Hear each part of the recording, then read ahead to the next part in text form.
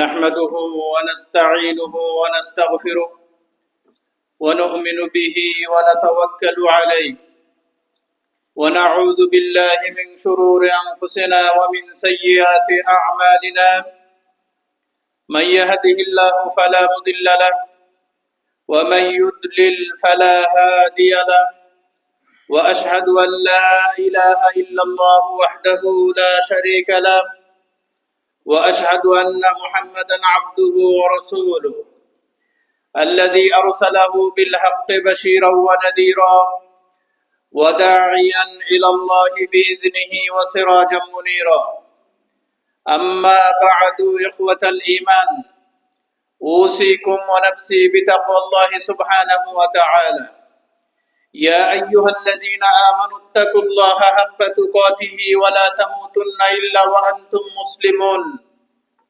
وقال سبحانه يا أيها الناس اتقوا ربكم الذي خلقكم من نفس واحدة وخلق منها زوجها وبث منهما رجالا كثيرا ونساء واتقوا الله الذي تساءلون به والأرحام إن الله كان عليكم رقيبا فإن أصدق الحديث كتاب الله وخير الهدي هدي محمد صلى الله عليه وسلم وشر الأمور محدثاتها وإن كل محدثة بدعة وكل بدعة ضلالة وكل ضلالة في النار إخوة الإيمان আমরা আল্লাহ সুবহানাহু ওয়া তাআলার অসংখ্য শুকরিয়া আদায় করি যে মহান আল্লাহ তাআলা আমাদেরকে এই সম্মানিত মাসে জিলহজ মাসের পবিত্র জুমার দিন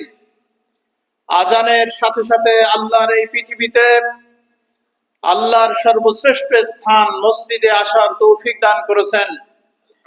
সে আল্লাহর শুকরিয়া আদায় করি, সমস্বরে সবাই করি আলহামদুলিল্লাহ। দরুদ এবং সালাম বিশ্ব মানবতার আমাদের জন্য রোল মডেল যিনি ছিলেন, যিনি আখেরি নবী, শেষ নবী, যার পরে কোনো নবী আসবেন না, আল্লাহ তাআলা কাল কিয়ামতে যাকে প্রথম সুপারিশ করার ক্ষমতা দায়িত্ব দিবেন সে রাসূলের উপরে দরুদ পড়ি, সকলে পড়ি সাল্লাল্লাহু আলাইহি ওয়াসাল্লাম। সম্মানিত মুসল্লিয়ানে কেরাম, আজকের খুতবার বিষয় হালাল উপার্জন। আল্লাহ তাআলা আমাদেরকে এই পৃথিবীতে সর্বশ্রেষ্ঠ মাখলুকাত করে সৃষ্টি করেছেন। আল্লাহ বলছেন যে ওয়ামা খালাকতুল জিন্না ওয়াল ইনসা ইল্লা লিয়াবুদুন, আমি মানুষ এবং জিনকে সৃষ্টি করেছি আমার ইবাদতের জন্য। মানুষ এবং জিনকে আল্লাহ তাআলা সৃষ্টি করেছেন শুধুমাত্র কেবলমাত্র আল্লাহর ইবাদতের জন্য। এবং কেন ইবাদত করতে হবে? আল্লাহ বলছেন ওয়ালাকাদ কাররামনা বানি আদম, আমি বনি আদমকে, আদম সন্তানকে সম্মানিত করেছি। সুবহানাল্লাহ। অসংখ্য মাখলুকাত এই পৃথিবীতে আছে, চন্দ্র সূর্য, গাছপালা, সাগর মহাসাগর, পাহাড়গুলা, এরপরে চতুষ্পদ জানোয়ারের মধ্যে অনেক আমরা দেখি, অনেকে দেখি না, চোখের অগোচরে তারা মাটির নিচে আছে। আবার এমন ব্যাকটেরিয়া আছে যেগুলো আমরা চোখে দেখা সম্ভব না। এই সমস্ত সবকিছু আল্লাহ তাআলা সৃষ্টি করেছেন, কিন্তু সবার উপরে মানুষকে আল্লাহ তাআলা শ্রেষ্ঠত্ব দান করেছেন। আল্লাহ বলছেন ওয়ালাকাদ কাররামনা বানি আদম, আমি বনি আদমকে, আদম সন্তানকে শ্রেষ্ঠত্ব দিয়েছি। সমস্ত মানুষের মস্তকগুলার নিচের দিকে সমস্ত প্রাণীর, কিন্তু আমাদের মাথাটা আল্লাহ তাআলা উচ্চ করেছেন। আল্লাহ তাআলা বুঝিয়েছেন এই মাথা কেবলমাত্র আমি আল্লাহ ছাড়া অন্য কারোর কাছে নত হবে না। পৃথিবীর কোন সৃষ্টির কাছে, অর্থের কাছে, ক্ষমতার কাছে এই মাথা নত হবে না। নত হবে কেবলমাত্র শুধুমাত্র আল্লাহ তাআলার জন্য, যিনি আমাকে আপনাকে অসংখ্য মাখলুকাতের ভিতরে সর্বশ্রেষ্ঠ মাখলুক করেছেন। সম্মানিত ভাইরা আমার, আমরা শ্রেষ্ঠ, কি ধরনের শ্রেষ্ঠ এবং আমাদের শ্রেষ্ঠত্বর কাজ কি? আল্লাহ বলছেন তোমরা শ্রেষ্ঠ তখন হতে পারবে যখন আল্লাহর বিধানগুলা পুঙ্খানুপুঙ্খ ভাবে আমরা প্রতিপালন করতে পারবো। আল্লাহ অসংখ্য বিধান, অসংখ্য আদেশ এবং নিষেধ পবিত্র কোরআন শরীফে দান করেছেন। তার ভিতরে একটা বিধিনিষেধ হলো যে আল্লাহ বলছেন যে তোমরা হালাল রিজিক অর্জন করবে পৃথিবীতে। আল্লাহ তাআলা যখন অসংখ্য নবী সৃষ্টি করেছেন পৃথিবীতে, তাদের কাছে একটা ওহী ছিল, কমান্ড ওহী, সবার কাছে একই ওহী, সেটা হলো ইয়া আইয়ুহার রাসূল কুলু মিনাত তাইয়্যিবাতি ওয়া আমালু সালিহান। আল্লাহ বলছেন, হে সমস্ত নবীগণ, একজন নবী শুধু মুহাম্মদুর রাসূলুল্লাহ সাল্লাল্লাহু আলাইহি সাল্লামকে লক্ষ্য করে আল্লাহ বলেন নাই, আল্লাহ এজ এ হোল সমস্ত নবীদেরকে আল্লাহ উদ্দেশ্য করে বলছেন, ইয়া আইয়ুহার রাসূল, হে নবীগণ, কুলু মিনাত তাইয়্যিবাত, তোমরা সবাই তোমাদের পবিত্র রিজিক থেকে তোমরা ভক্ষণ করবে, ওয়া আমালু সালিহা, এবং আমার সৎ কাজগুলো তোমরা করবে। আয়াতে লক্ষ্য করুন, প্রথমে আল্লাহ বলছেন যে পবিত্র রিজিক খাবে, তারপরে বলছেন যে তোমরা সৎ কাজ করবে। একটা পাত্র, এটা পানির পাত্র, এতে যদি ময়লা থাকে আমরা কি এতে পানি ঢুকাবো? আমাদের উচিত হবে আগে পাত্রটা পরিষ্কার করা, সুন্দর করা। আমরা যখন বাজারে দুধ কিনতে যাই বা তেল নিতে যাই, তখন যে পাত্র নিয়ে যায় এটা পরিষ্কার রাখতে হয় আগে, তারপরে সেখানে আমরা জিনিসপত্র ঢুকাই। কারণ খারাপ পাত্র যদি যে কোনো জিনিস নেন না কেন এটা নষ্ট করে ফেলে দিবে। আমি আপনি আল্লাহ সৃষ্টি শ্রেষ্ঠ, আমার আপনার এই বডির ভিতরে যদি পবিত্র রিজিক আমরা না ঢুকায়ে, পবিত্র রিজিক ঢুকাইতে হলে আগে নিজেকে সংশোধন করতে হবে, পবিত্র হতে হবে আগে নিজে। এই পবিত্র হয় একমাত্র পবিত্র রিজিকের মাধ্যমে। আমরা যখন পৃথিবীতে এসেছিলাম অসহায়ের মতো, হাত পা নাড়ানোর মতো শক্তি ছিল না, কিন্তু আমরা পবিত্র দেহ নিয়ে পৃথিবীতে আসছি সবাই। আমরা অসহায় ছিলাম ঠিকই, কিন্তু আমাদের দেলে কোনো খাত ছিল না, আমাদের শরীরে আমাদের গোশতের মধ্যে কোনো দূষিত কিছু ছিল না, একেবারে পুত এবং পবিত্র হয়ে আমরা পৃথিবীতে আসছি। আল্লাহ বলছেন, যখন আমার কাছে ফিরে আসবে, ইয়া আইয়াতুহান নাফসুল মুতমাইন্না ইরজিই ইলা রাব্বিকা রাদিয়াতাম মারদিয়া, যখন তোমরা আমার কাছে ফিরে আসবে আমার সন্তুষ্টি অর্জন করে পুত এবং পবিত্র দেহ নিয়ে আমার কাছে আসবে। যেভাবে পবিত্র অবস্থায় তোমাদেরকে পৃথিবীতে দিয়েছিলাম, আমি আল্লাহ তোমাদেরকে পবিত্র অবস্থায় আমার কাছে ফেরত চাই। এখন এই পৃথিবীতে আমরা বাঁচতে হলে আমাদের খেতে হয়, খেতে হলে আয় উপার্জন করতে হয়। এই আয় উপার্জনের আমাদের কতজন আমরা হালাল পন্থা ইনকাম করি, কতজন আমাদের পুরো আয়টা সঠিক এবং সৎ পথ পথে আমরা এই রিজিকটা অন্বেষণ করি, এটা আমাদের দেখার বিষয়। যদি আমরা সৎ পথে রিজিকটা অন্বেষণ করি, রিজিকটা ইনকামের ব্যবস্থা থাকে, তাহলে আমরা যে হালাল জিনিসটা কিনবো সেটা আমরা সবাই হালালই খাই আলহামদুলিল্লাহ। তো তখন ইনকামটা যদি হালাল হয়, টাকাটা অর্থটা যদি হালাল হয়, তখন যে জিনিসটা কিনবেন সেটাও হালাল। এখন আমরা কে কিভাবে ইনকাম করি? কেউ চাষাবাদ করি, কেউ ব্যবসা বাণিজ্য করি, কেউ চাকরি বাকরি করি না? আল্লাহ তাআলা পবিত্র কোরআন শরীফে সূরা জুমার 10 নম্বর আয়াতে বলছেন, ফাইদা কুদিয়াতিস সালাতু ফান্তাশিরু ফিল আরদ। আল্লাহ প্রথমে মানুষদেরকে বলছেন, ইয়া আইয়ুহাল্লাযীনা আমানু ইযা নুদিয়া লিস-সালাহ, হে মুমিনগণ, হে মানুষ, ইযা নুদিয়া লিস-সালাহ, যখন নামাজের জন্য তোমাদেরকে, জুমার নামাজের জন্য তোমাদেরকে আহ্বান করা হয়, নুদিয়া আযান দেওয়া হয়, ডাকা হয়, নেদা শব্দ থেকে। মিয়াউমিল জুমআ, জুমার নামাজের জন্য যখন আহ্বান করা হয়, ফাসআউ ইলা যিকরিল্লাহ, ফাসআউ দৌড়াও, সাই বলি না আমরা, সাফা মারওয়া সাই করি, এর থেকে ফাসআউ তোমরা ধাবিত হও, ইলা যিকরিল্লাহ, আল্লাহর স্মরণে। আল্লাহর স্মরণে বলতে নামাজ এবং খুতবা কি বোঝানো হয়েছে? নামাজ যেমন 2 রাকাত নামাজ পড়া ফরজ, খুতবা শোনাটা আমাদের সকলের জন্য ওয়াজিব। এই খুতবা যারা না শুনবে, পবিত্র জুমার এই নামাজটা তাদের জন্য পরিপূর্ণ হলো না। এই জন্য মূলত এটা জোহরের নামাজ 4 রাকাত ছিল, আমরা জুমার নামাজ 2 রাকাত করি, আর 2 রাকাতকে খুতবার জন্য আল্লাহ তাআলা আমাদের জন্য রেখে দিয়েছেন। সুবহানাল্লাহ। এই খুতবা কেন? একজন মানুষ তার জীবন কিভাবে অতিবাহিত করবে, তার তার পারিবারিক, সামাজিক, অর্থনৈতিক, রাজনৈতিক জীবন কিভাবে চালাবে, এটা শিক্ষা সে জুমা থেকে নিয়ে যাবে। এই জন্য আল্লাহ তাআলা 1 সপ্তাহ পর পর প্রত্যেক মুসলমানরা মসজিদে আসবে এবং তারা ইমাম সাহেব থেকে তাদের দিক নির্দেশনামূলক আলোচনা শুনে চলে যাবে।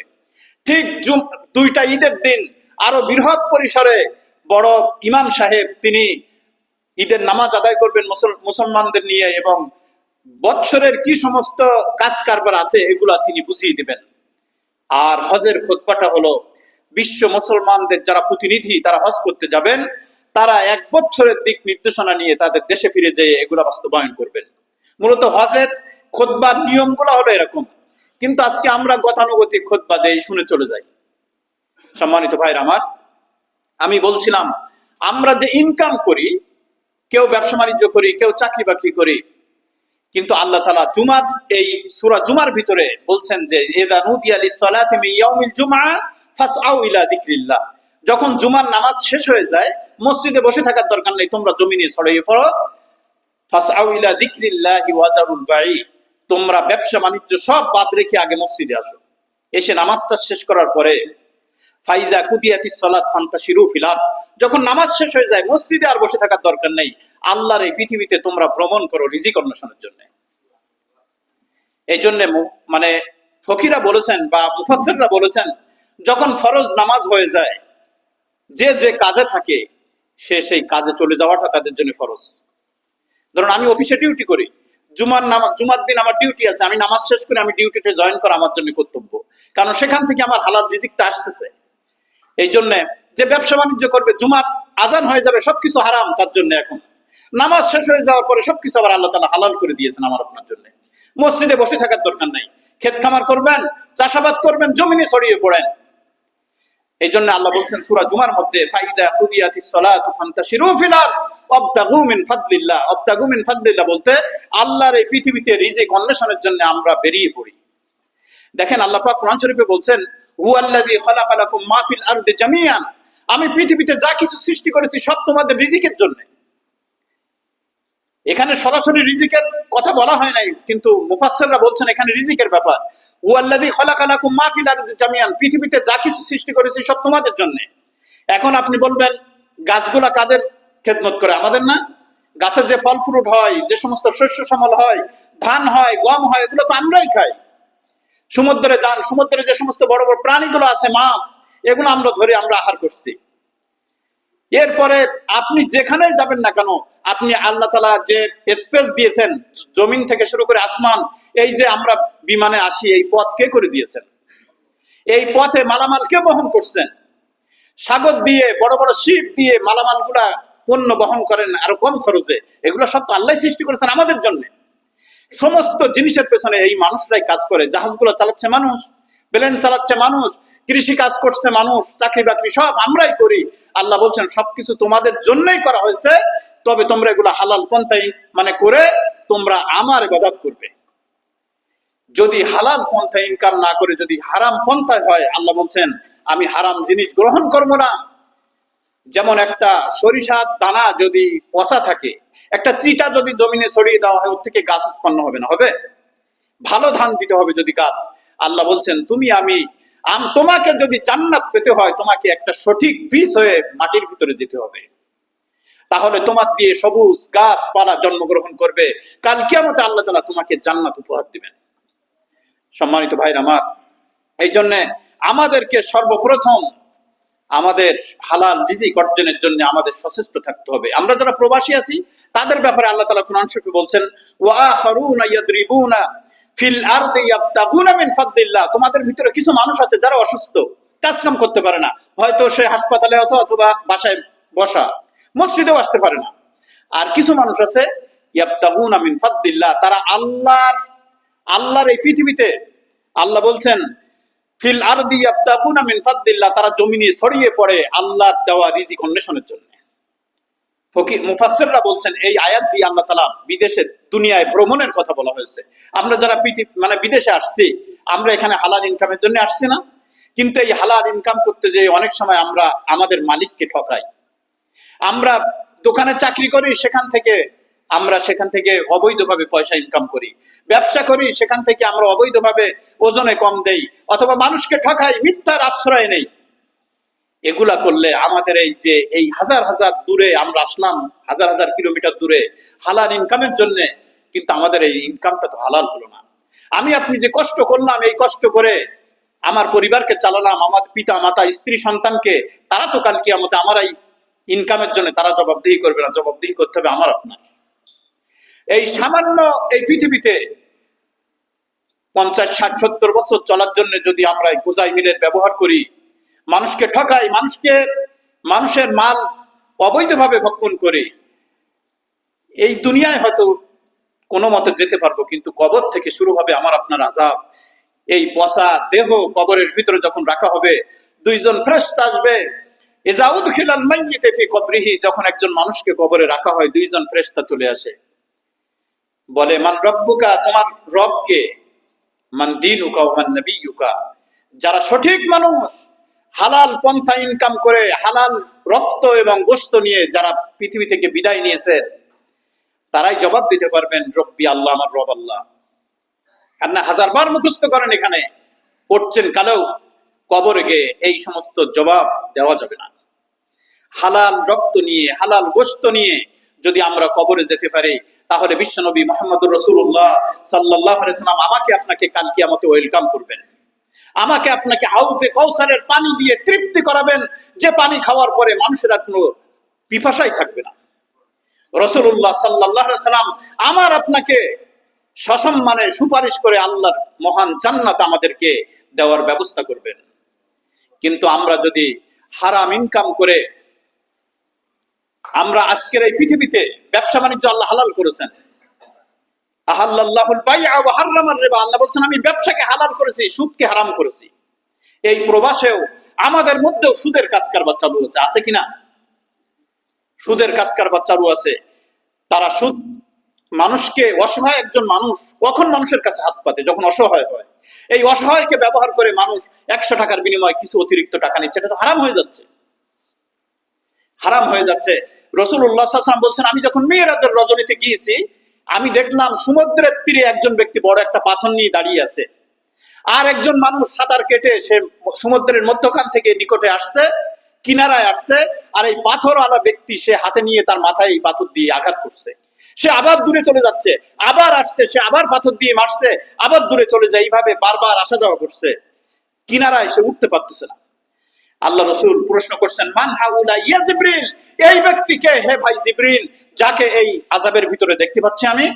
আল্লাহ রাসূল বলছেন এ তো সেই ব্যক্তি আপনার উম্মতের, যে ব্যক্তি মানুষের থেকে সুদ গ্রহণ করত। কোথায় আছেন আপনি? আমি নামাজ পড়ি, রোজা রাখি, হজ করি, যাকাত দেই, সবকিছু ঠিক আছে, কিন্তু যদি ইনকামের ভিতরে হারাম কিছু ঢুকে যায়, কাল কিয়ামতে আল্লাহর কাছে আমাকে আপনাকে জবাব দিতে হবে।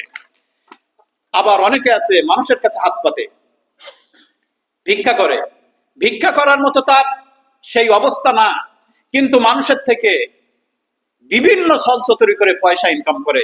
আল্লাহ রাসূল তাদের বলছেন মা ইয়াজালু রাজুলুন ইয়াসআলুন নাস হাত্তা ইয়াতি ইয়াউমাল কিয়ামাতি লাইসা ফি ওয়াজহিহি মুযআতু লাহমিন।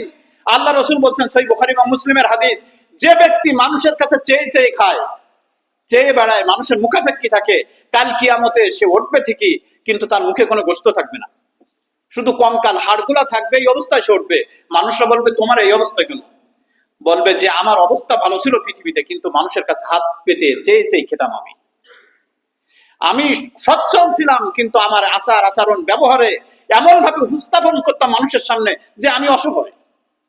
আজকে এই জন্য আমার এই অবস্থা হয়েছে। প্রিয় ভাইরা আমার, রাসূলুল্লাহ সাল্লাল্লাহু আলাইহি ওয়াসাল্লাম আমাদেরকে ভবিষ্যৎবাণী করেছেন যে যারা এই কাজ করবে, তারা, তাদের মুখে কাল কিয়ামতে কোনো গোশত থাকবে না, তারা শুধু কঙ্কাল নিয়েই উঠবে। বিশ্বনবী মুহাম্মদ রাসূলুল্লাহ সাল্লাল্লাহু আলাইহি ওয়াসাল্লাম বলছেন লিআন্না ইয়াদা আহাদুকুম ফায়াহতিবু আলা জহরি। আল্লাহ রাসূল বলছেন তোমাদের ভিতরে এমন মানুষ থাকা দরকার যার টাকা পয়সা নাই, সে ভিক্ষা করবে না। সে কি করবে? ফায়াহতিবু আলা জহরি, সে কাঠ কাটতে একটা কুড়াল নিয়ে সে জমিনের বিভিন্ন জায়গায় চলে যাবে, কাঠ কাটবে, এগুলো সে বিক্রি করবে, এই বিক্রি অর্থ দিয়ে সে নিজে খাবে, আল্লাহর পথে দান করবে। আল্লাহ রাসূলের কাছে একজন লোক ভিখারি গিয়েছে, আল্লাহ রাসূলকে বলছেন ইয়া রাসূলুল্লাহ আমাকে কিছু দেন। আল্লাহ রাসূল বলছেন, তার অবস্থা দেখে বলছে তোমার কি কিছু নাই? বলছে আমার বাড়িতে একটা কুড়াল আছে। বলছে এটা নিয়ে এসো। রাসূলুল্লাহ সাল্লাল্লাহু আলাইহি ওয়াসাল্লাম প্রথম এক ব্যক্তি আসছে যে বলছে আমার কিছু জিনিসপত্র আছে, আল্লাহ রাসূল সেগুলা বিক্রি করে একটা কুড়াল কিনলেন। আল্লাহ রাসূল তাকে দিয়ে বললেন তুমি যাও কাঠ কাটো এবং এগুলো এই কাঠ বিক্রি করে তুমি তোমার সংসার নির্বাহ করো। বিশ্বনবী মুহাম্মদ রাসূলুল্লাহ সাল্লাল্লাহু আলাইহি ওয়াসাল্লাম যাকে মনে করেছেন যে ভিক্ষা দেওয়া উচিত, তাকে দিয়েছেন, আর যাকে মনে করেছেন না সে ভিক্ষা করার উপযুক্ত না, সে ভিক্ষা খেলে কাল কিয়ামতে এটা জবাব দিতে হবে, তাকে আল্লাহ রাসূল এক একটা কাজের ব্যবস্থা করে তার এই পৃথিবীতে হালাল ইনকামের ব্যবস্থা করে দিয়েছেন বিশ্বনবী মুহাম্মদ রাসূলুল্লাহ সাল্লাল্লাহু আলাইহি ওয়াসাল্লাম। হাকিম বিন হিজাম ছিলেন আল্লাহ রাসূলের একজন সাহাবী, একদম শেষ বয়সে সে ইসলাম গ্রহণ করেছেন রাসূলুল্লাহ সাল্লাল্লাহু আলাইহি ওয়াসাল্লাম ইন্তেকালের কিছুদিন আগে। তিনি বলছেন যে আমি আল্লাহ রসুলের কাছে আগে অনেক সম্পদ ছিল তার মক্কায় থাকতে, কিন্তু যখন মদিনায় আসছে সে সম্পদ নাই। আল্লাহ রসুলের কাছে একদিন গিয়েছেন, যাওয়ার পরে বলছেন ইয়া রসুল্লাহ আমাকে কিছু অর্থ দেন। আল্লাহ রসুল তাকে দিয়েছেন। আর এক তার কয়েক ঘন্টা পরে যে বলছে ইয়া রাসূলুল্লাহ আমাকে আরো অর্থ দেন, আল্লাহ রসুল তাকে আবার দিয়েছেন। তার কয়েক ঘন্টা পরে যে বলছে ইয়া রাসূলুল্লাহ আমাকে আরো দেন, আল্লাহ রসুল আরো দিয়েছেন।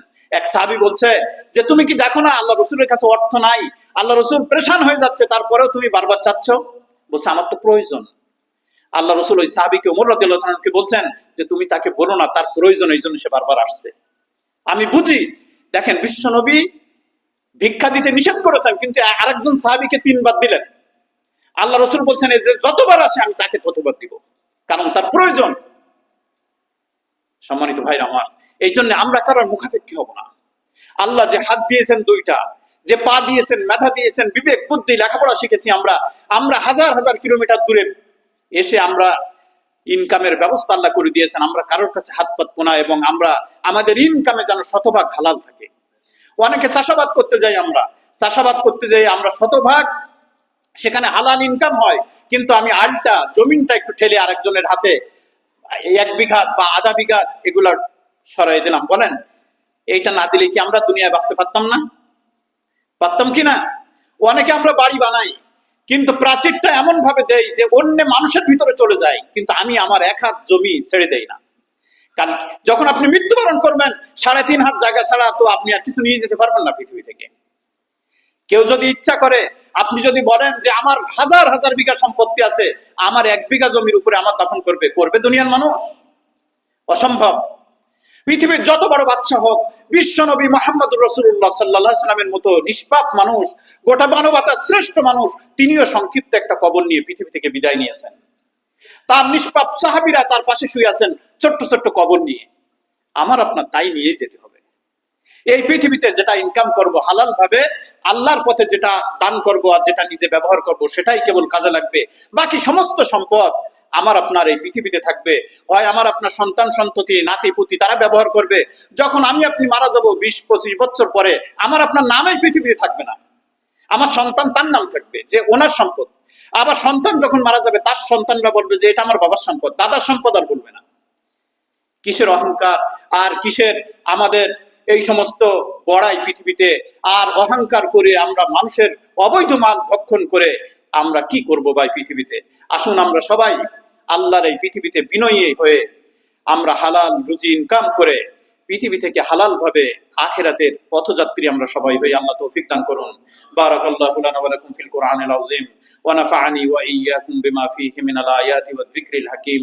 أقول قولي هذا وأستغفر الله لي ولكم فاستغفروه إنه هو الغفور الرحيم.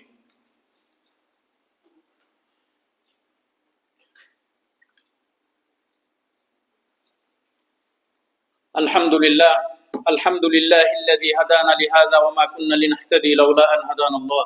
نحمده ونستعينه ونستغفره ونؤمن به ونتوكل عليه ونعوذ بالله من شرور أنفسنا ومن سيئات أعمالنا. من يهده الله فلا مضل له ومن يضلل فلا هادي له. بعد أعوذ بالله من الشيطان الرجيم. بسم الله الرحمن الرحيم. إن الله وملائكته يصلون على النبي يا أيها الذين آمنوا صلوا عليه وسلموا تسليما. اللهم صل على محمد وعلى آل محمد كما صليت على إبراهيم وعلى آل إبراهيم إنك حميد مجيد. اللهم بارك على محمد وعلى آل محمد كما باركت على إبراهيم وعلى آل إبراهيم إنك حميد مجيد. وارض اللهم عن الخلفاء الأربعة أبي بكر عمر عثمان وعلي وعلى سائر الصحابة رضوان الله عليهم أجمعين. اللهم أعز الإسلام والمسلمين، اللهم أعز الإسلام والمسلمين وأذل الشرك والمشركين ودمر أعداء الدين واجعل بلد آمنا مطمئنا سخاء رخاء وسائر بلاد المسلمين. ربنا آتنا في الدنيا حسنة وفي الآخرة حسنة وقنا عذاب النار. عباد الله، إن الله يأمر بالعدل والإحسان وإيتاء ذي القربى وينهى عن الفحشاء والمنكر ولذكر الله أكبر والله يعلم ما تصنعون. أقم الصلاة.